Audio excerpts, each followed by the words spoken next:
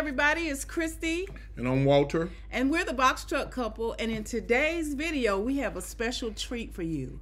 So a real treat. A real treat. Right. So we have Mitchell Brown here, and we're going to be interviewing him. Mitchell, why don't you introduce yourself and tell us what you do? Sure. My name is Mitchell. I am a safety investigator with FMCSA. Our mission is to reduce crashes and fatal injuries in accidents involving large trucks and buses. Awesome. Welcome. Welcome. So as you guys know, we recently put out a video about how we use our ELD. And we realized quickly that some of the information that we shared was wrong, especially about personal conveyance. And if you've been following us for any number, if you followed us at all, you know that my husband and I believe in giving you the truth. And so when we get clarification, we like to share it with you. So Mitchell reached out to us via that video and asked if he could contact us outside of the video. And he was able to clarify some things about the ELD. Right. And we want to share that with you guys because we want to make sure that you're driving compliant and that you're safe out there on the road, not only for yourself, but for other people. Yeah. And for ourselves too. Very good. Yeah. So Mitchell, did you want to add anything else before we get started? No, like I said, education is a big part of our job. You know, with the regulatory hurdles in this industry, it's important that information gets disseminated to the lowest level. Absolutely. So we really appreciate it because my husband and I, we haven't had any problem with compliance up to this point, and we want to make sure that we don't. So very good. Very good. So the first question has to do with personal conveyance. One of the biggest things that I feel that we were doing incorrectly was driving from our home to a pickup spot that we have on a regular basis that's like 5 minutes away. Because we were picking up a load and just bringing it back to the house for storage, we thought it was okay to do that in personal conveyance. Can you clarify that? Yeah, so FMCSA really doesn't restrict your use of personal conveyance. And typically, we like to see the motor carrier step up and put those restrictions on their drivers themselves. So the only thing we really say is you can't further the commercial enterprise in personal conveyance or in off-duty. So if you're driving, regardless of distance or time, if you're driving to make the motor carrier money, picking up or dropping off, that time really needs to be logged as on-duty driving time. Okay. So let me make sure that we understood that. Anytime you're moving the vehicle, whether laden or unladen, which is loaded or unloaded, for the furtherance of the commercial business, you have to be on duty, correct? Right. Now, what if on-duty driving? On-duty driving. Okay. So what you're saying is that anytime we're using that truck, I'm gonna kind of break it down for the hood guys, you know. So anytime you're anytime you're using that truck to go pick up a load to make some money, you have to be on on-duty driving. On-duty driving. Sure. Anytime. Sure. So in the records of duty status, your 4 big categories is off-duty, sleeper berth, on-duty driving, and on-duty not driving. So on-duty not driving would be in situations where you have a passenger and maybe there's not a compliant sleeper berth. That person should be logging their time as on-duty not driving. Okay, we got a question about that, so we're gonna come back to that. So or for example, if you're sitting on a loading dock and you have to be behind the wheel, not necessarily driving, but you have to be present for the safety operations. If the truck needs to be moved, that time is supposed to be logged as on duty, not driving as well. Okay. So we realize now that anytime we're going to pick up a load or we're doing any movement that has to do with our commercial business, we should be on duty. What if we pick up the load and we're not taking it to its drop-off point, we're going back home? Are we supposed to be on duty to take it home, or can we go on personal conveyance? Because a lot of times we might stop at the store or do other things with that load that is not going to be delivered until the next day. Right. Yeah. So it goes back to the idea or the principle of furthering the commercial enterprise. So if you pick up a load, and this is very common, if you pick up a load that's not to be delivered for until tomorrow, and you're going home, you can log that duty as off duty, because at that point you're just going home. And again, this goes back to the carrier. Has the carrier given drivers permission to use the vehicles for personal use, that they can just do it with it as they want? But if the driver is not, and the driver is supposed to take the vehicle back to a terminal and then take their personal vehicle from there, then we're in a different situation. But if you have free range of use of the vehicle and you pick up a load and you're not going to deliver it until tomorrow and you're going home, that time can be logged as off duty. As off duty. Okay, perfect. Thank you. Now you mentioned in the email it is best practice to use your annotation feature anytime there's a question, and just annotate in the ELD that just put in going home, off duty, going home. That's the note section. So whenever, we never know what to put. Even when you're going off duty, it asks for a note. So specify going home there, or going to the store, or going to get something to eat, or whether on duty or off.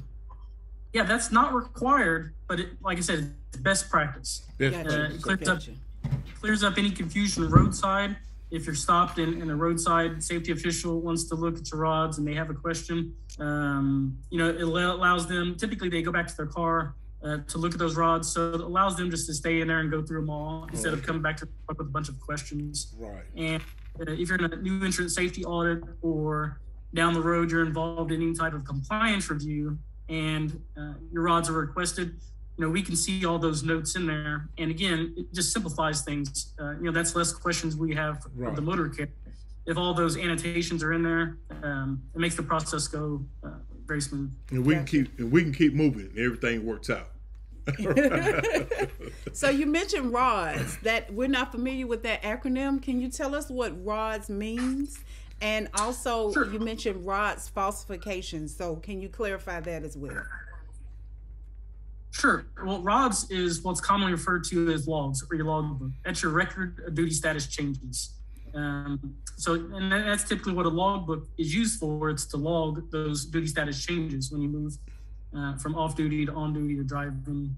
RODS, record of duty status changes. Gotcha. And so whenever you're in personal conveyance when you're not supposed to be, or off duty when you're not supposed to be, that could be considered RODS falsification, correct? Yeah. So roadside safety official is going to ask the questions, and if there's any type of falsification, let's say a driver goes off duty in Jacksonville and is pulled over in Miami, and all that time is in off duty status, but the driver's laden with a bill of lading showing that the driver is making a delivery to Miami. The officer is obviously going to make a assumption that's the driver is not recording his duty status changes properly, and more than likely place that driver out of service for up to 10 hours. Gotcha. Okay, perfect. Thank you. So you mentioned that if there are two drivers in the vehicle, that the driver should be in on-duty driving, and you may not know the answer because we have Keep Trucking, but there are lots of ELDs and they're set up differently. But you also mentioned that the passenger should also be in on-duty, not driving. And we talked about it this morning. Let me clarify that. When I said passenger, what I meant to say is co-driver. Right. Okay. Well, I'm always the passenger / co-driver, and I only drive when we go long distances and he needs a break, etc. But I'm always in the vehicle with him. So we both should be on duty in the ELD. But with the type of ELD we have, Keep Trucking, if I go on duty and the vehicle starts moving, I believe it's going to say I'm driving. So how do you switch it, or is that another time for annotation? Yeah, so each of you should have your own ELD account with your ELD provider, your own unique login. Yes. And each login should be used when switching drivers. And in fact, you should be prompted to assume any type of unidentified drive time if you're not. So for example, if driver A ends the driver's duty shift, and driver B begins driving without logging in, when driver B does log in, there should be a prompt from the ELD system that asks that driver to assume all the drive time from the time driver A quit, yes, to when driver B logged in. And that's a very big disadvantage of non-CDL trucks. Typically, they're not equipped with a proper sleeper berth, as defined by Part 393 with the dimensions, the correct dimensions. And so, yeah, so you have a window. You have, 14 hours, excuse me, the co-driver in a box truck type situation that has a 14-hour window because a driver can't drive after being on duty for 14 hours. So if a co-driver is in a box truck with no sleeper berth while driver A is driving, well, driver B is supposed to be logging that time as on duty, not driving. But you could only do that, or excuse me, after 14 hours of being on duty, not driving, well, then the co-driver can't drive anymore anyway. Right. If that makes sense. Yes, it makes sense. So, but theoretically, you could get up to 3 more hours in your trip because driver A could drive for 11 hours, and then there's 3 hours before driver B, that co-driver, would hit their 14-hour window. Gotcha. So that was another question I had. So if he drives 11 hours, we still have a 3-hour window that I could drive. So technically we could, if it was a co-driver, drive up to 14 hours. Correct. Okay. Thank you. That's really your maximum in a non-sleeper berth setup. Gotcha. Okay. That's good information. Thank you so much. All right. We got that part. We talked about team driving. We know that we mentioned that correctly, and you've already clarified that if it's we're not technically team driving because we don't have a sleeper berth, but that we can split the hours of service.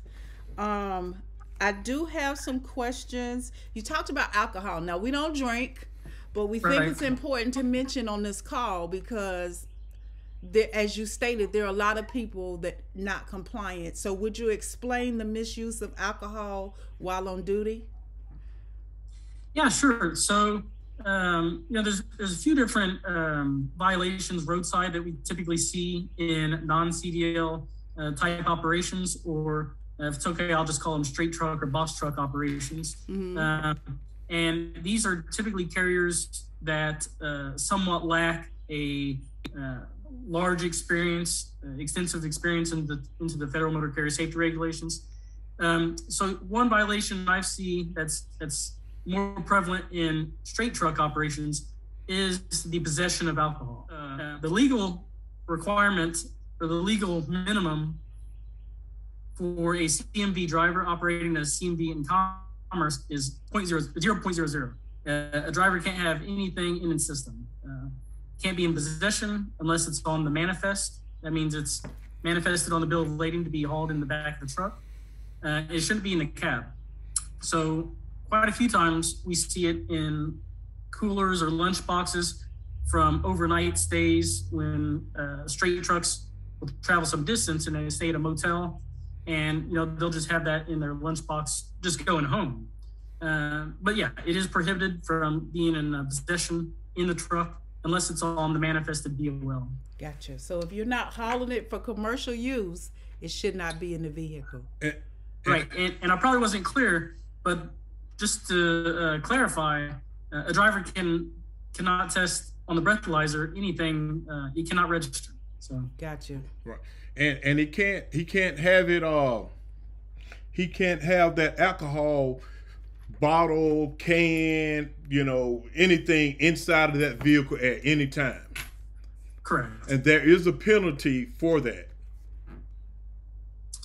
Yes. Well, and that's what gets me every time is because most states have an open container law anyway. Right. So regardless if it's a 4-wheel car or a box truck, that law is applicable across the board.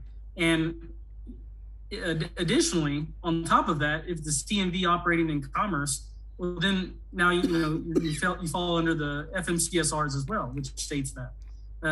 So yeah, the ramification there is, in addition to the driver receiving a penalty, now the carrier is being penalized because it's going on your SMS record. Wow. Gotcha. Wow. Gotcha. That's even if it's not, the seal is not broken too, right?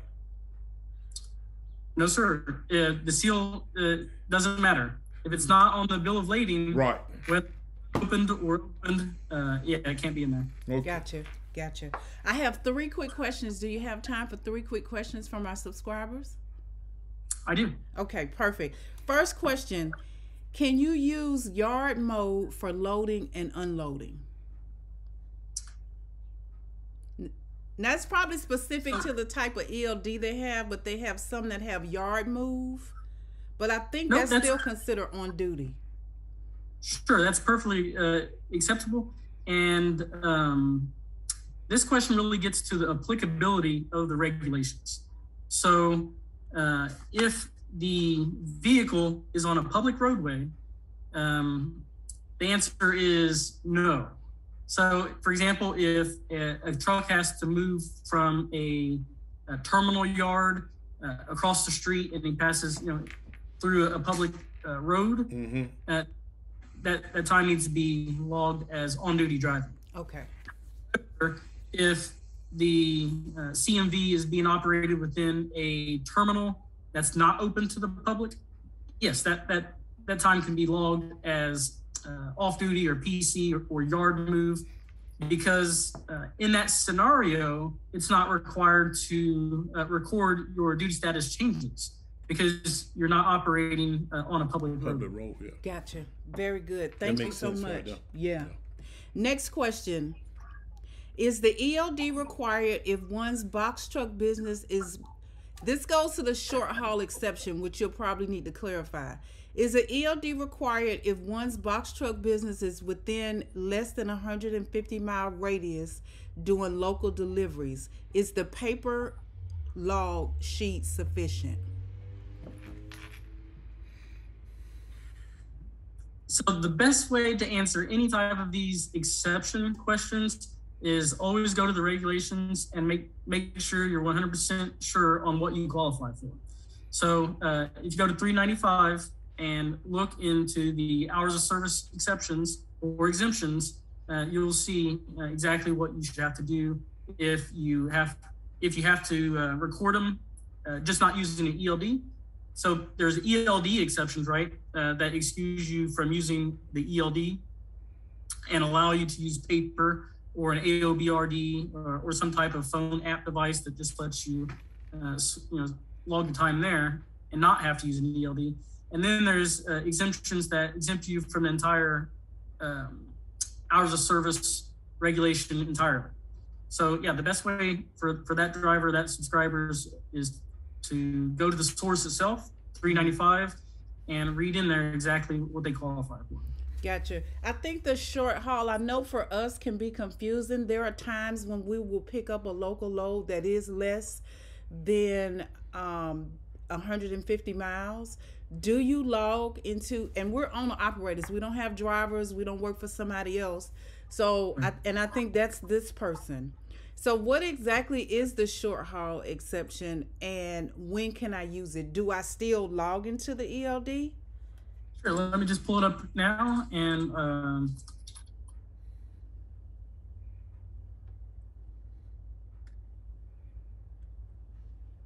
so if you have an ELD, it never hurts to use it. And going back to the use the annotate feature, if it is a short haul, just type in short haul exemption. And when you're in those situations where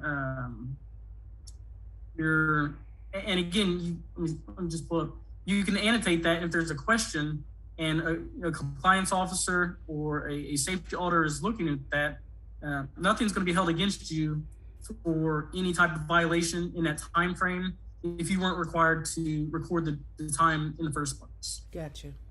Sense. Yes. Let me just look. So yeah, if you just look in 395.1, the scopes of the rule of the part, that's the scope. It has several different exemptions to that. And one, which is in paragraph E, is the short haul operation. That limits the operations to 150 nautical air miles radius of the terminal or the driver's starting point. And in this case, the driver is exempt from the requirements of 395.8, which is the maintaining the log, and also from 395.11, and that is maintaining the supporting documents. So if they do meet this short haul operation definition, and again, they'll have to go through 1, 2, and 3 to make sure that they meet those, and that's operating within 150 air miles or 172 statute miles. Mm-hmm. The driver returns to the work reporting location and is released within 14 hours. And also, if the property carrying commercial motor vehicle driver has at least 10 consecutive hours off, separating each 14 hours period of duty. Okay. So if they then yes, they are exempt from maintaining the log and supporting documents. So what stood out for me was, and I'm probably going to say these backwards, they have 10 hours of rest. Between each period, sure. Right, between each work day. They start and finish within the 14 hours of service day. Yes. Okay. And they're only driving round trip 150 air miles or 172 road miles. That's it. Okay. Now there are requirements if let's see here. So if a driver is claiming that, they do need to have on record a timesheet showing when they started and when they ended. Okay, that's good information. Perfect. Thank you so much. It's the first time we've really been able to, I mean, any kind of understanding. Right. You can look at those laws and regulations and know exactly what they mean, but they're Chinese to people like us, right? So thank you so much. I feel like my head just went. Okay. So one source for the motor carriers and drivers, if they don't carry a green book or orange book, green book's commonly referred to as the safety regulations, and orange book, the hazmat. But if they don't carry that, at least know where to find the regulations, and that's ECFR.GOV, I believe. ECFR.GOV. Okay. ECFR. Yeah, so that's the electronic code of federal regulations.gov. Okay. And on that page, they can find Title 49, which covers transportation, Subtitle B, Chapter 3, which covers the FMCSRs. Perfect. Thank you so much. And that's an easy website. They can just type in, hours of service or driver qualifications or, whatever they're looking for to know exactly what the regs say. Okay. Gotcha.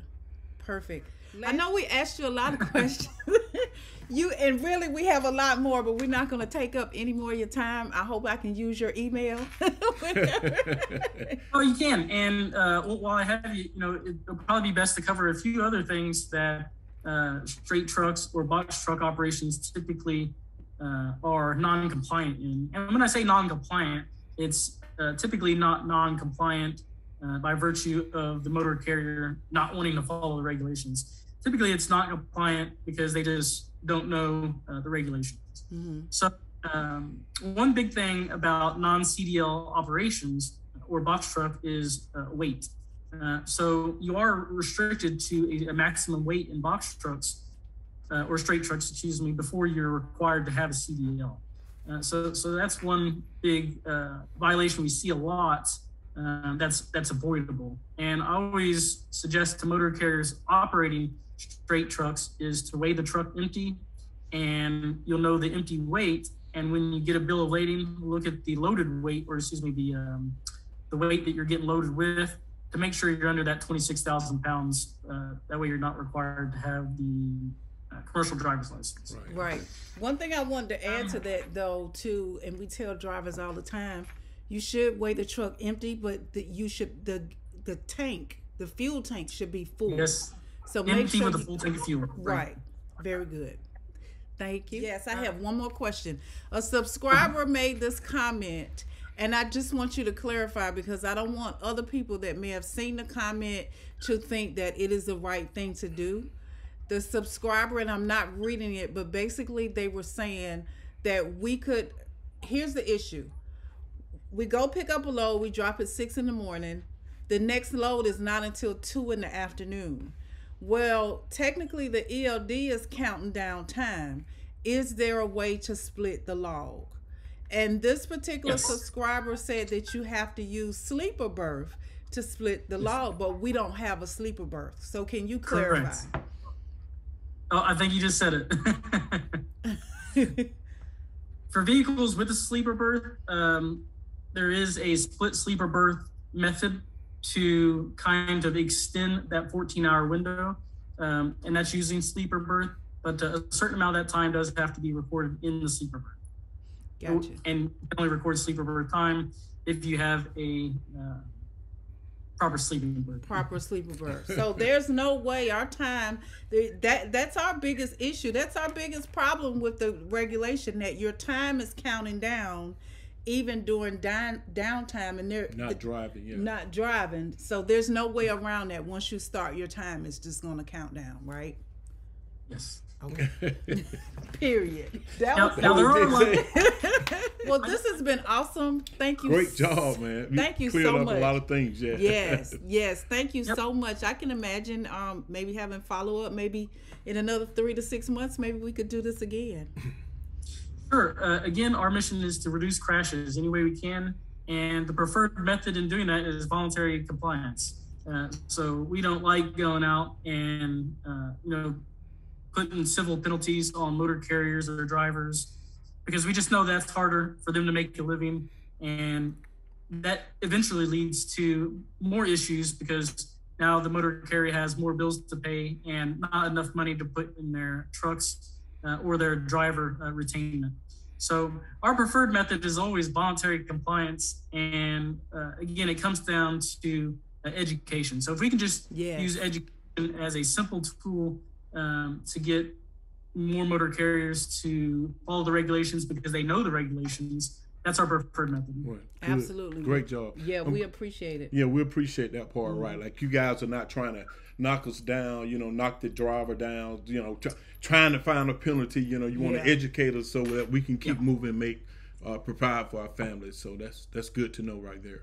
Absolutely. Well, Mitchell, thank you so much. We're going to go ahead and end the video here. To everybody watching, if you have any questions, Mitchell has been watching our videos. So if you have any questions and need any clarification, make sure you put them down in the comment section below. Thanks so much for tuning in. Thank you. Thank you, Mitchell.